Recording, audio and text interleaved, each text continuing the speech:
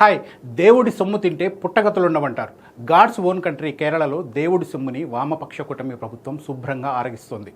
భక్తుల మనోభావాలను తుంగలో తొక్కుతూ శబరిమల అయ్యప్పతో రాజకీయం చేస్తోంది. ఇప్పటికే శబరిమల బంగారం చోరీ కేసుతో తల పట్టుకుంటున్న పినరయ్య విజయన్ సర్కార్ మెడకు మరో ఉచ్చు బిగుస్తోంది. గత ఏడాది శబరిమలలో నిర్వహించిన అయ్యప్ప కాంక్లేవ్లో అక్రమాలు ఒక్కొక్కటిగా వెలుగులోకి వస్తున్నాయి. అసెంబ్లీ ఎన్నికల ముందు వామపక్ష కూటమి శబరిమల రూపంలో పెద్ద సంక్షోభాన్ని ఎదుర్కొంటోంది. ఎన్నికల ఫలితాలపై వీటి ప్రభావం ఖచ్చితంగా పడబోతోంది.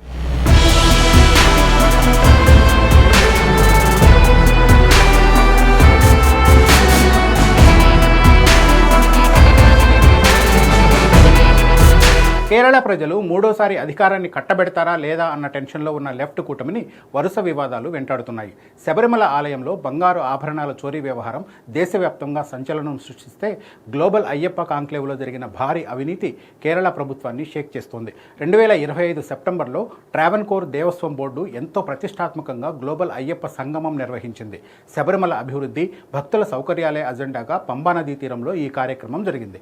పైకి ఎంతో ప్రతిష్టాత్మకంగా గొప్పగా కనిపించిన ఈ సంగమం నిర్వహణలో తెర వెనుక భారీ అక్రమాలు జరిగినట్టు తేలింది. ఆడిట్ రిపోర్టు వెలుగులోకి రావడంతో లెఫ్ట్ ప్రభుత్వం తలపట్టుకుంది. ఎన్నికల ముందు ఈ వ్యవహారం తమ కుంప ముంచుతుందేమోనన్న భయం పట్టుకుంది. గ్లోబల్ అయ్యప్ప సంగమం నిర్వహణలో ఆర్థిక అవకతవకలు జరిగినట్టు స్వయంగా ట్రావెన్కోర్ దేవస్వం బోర్డే అంగీకరించడం సంచలనంగా మారింది. స్వయంగా బోర్డు ప్రెసిడెంట్ జయకుమార్ అక్రమాలను అంగీకరించక తప్పని పరిస్థితి వచ్చిందంటే లోపల వ్యవహారం ఎంత ముదిరిపోయిందో అర్థం చేసుకోవచ్చు. నిబంధనల ప్రకారం ప్రభుత్వ సంస్థలు ఏ పని చేయాలన్నా టెండర్లు పిలవాలి. కానీ Indian institute of infrastructure and construction అనే సంస్థకు టెండర్లు పిలవకుండానే కాంట్రాక్ట్ కట్టబెట్టారు. కేవలం వారికి అనుభవం ఉంది అనే సాకుతో ఈ నిర్ణయం తీసుకున్నామని బోర్డు చెబుతోంది.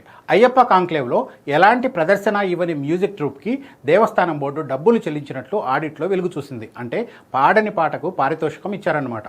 ఆ డబ్బు అక్రమంగా ఎవరి జేబుల్లోకి వెళ్ళిందన్నది తేలాల్సి ఉంది. అయ్యప్ప గ్లోబల్ కాంక్లేవ్ నిర్వహణలో అడుగడుగున అక్రమాలే కనిపిస్తున్నాయి.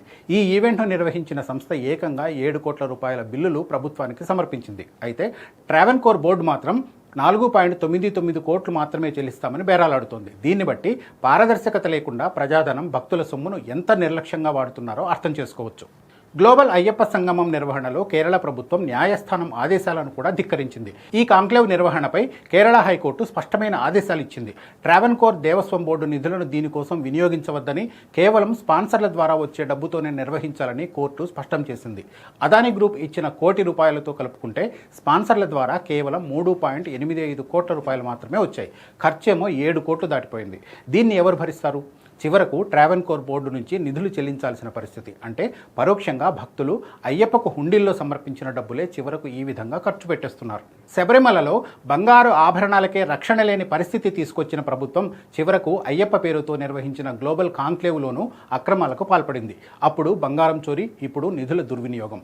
ఇవన్నీ చూస్తుంటే హిందూ దేవాలయాల నిర్వహణను గాలికి వదిలేశారా, లేక దీని వెనుక ఏదైనా పెద్ద కుట్ర దాగి ఉందా అనే అనుమానాలు భక్తుల్లో బలపడుతున్నాయి. ఓవైపు దేవుడి నగలు మాయం, మరోవైపు దేవుడి పేరిట జరిగిన సభలో నిధులు మాయం. వెరసి ట్రావెన్కోర్ బోర్డు విశ్వసనీయత పూర్తిగా దెబ్బతింది.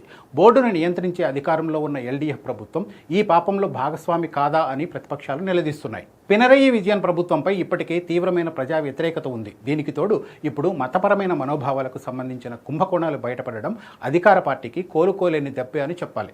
కేరళలో అయ్యప్ప భక్తుల ఓటు బ్యాంకు చాలా బలమైనది. గతంలో శబరిమల ఆచారాల విషయంలో ప్రభుత్వం తీసుకున్న వైఖరి వల్ల ఇప్పటికే ఒక వర్గం హిందువులు ప్రభుత్వానికి దూరమయ్యారు. ఇప్పుడు మళ్ళీ ఈ అవినీతి ఆరోపణలు, బంగారం చోరీ వ్యవహారాలు ఆ ఆగ్రహాన్ని మరింత రగిలిస్తున్నాయి. యూడీఎఫ్తో పాటు బీజేపీ ఈ అంశాలను ఎన్నికల ప్రచారాస్త్రాలుగా మార్చుకున్నాయి. దేవుణ్ణి కూడా దోచుకునే ప్రభుత్వం మీకు కావాలా అనే నినాదాన్ని ప్రజల్లోకి తీసుకెళ్తున్నారు. 2 నెలల్లో జరగబోయే ఎన్నికల్లో కేరళ ప్రజలు తీర్పు ఇవ్వడానికి సిద్ధంగా ఉన్నారు. అయితే ఆ తీర్పు అభివృద్ధిని చూసి ఇస్తారా, లేక తమ ఆరాధ్య దైవానికి జరిగిన అన్యాయాన్ని మనసులో పెట్టుకుని ఇస్తారా అనేది వేచి చూడాలి. ఎందుకంటే దేవుడి విషయంలో చేసే తప్పులకు శిక్ష ఆ దేవుడే ఏదో ఒక రూపంలో విధిస్తాడని భక్తుల ప్రగాఢ నమ్మకం. అది ఓటు రూపంలో మారితే ఎల్డీఎఫ్ కోట బీటలు వారడం ఖాయంగా కనిపిస్తోంది.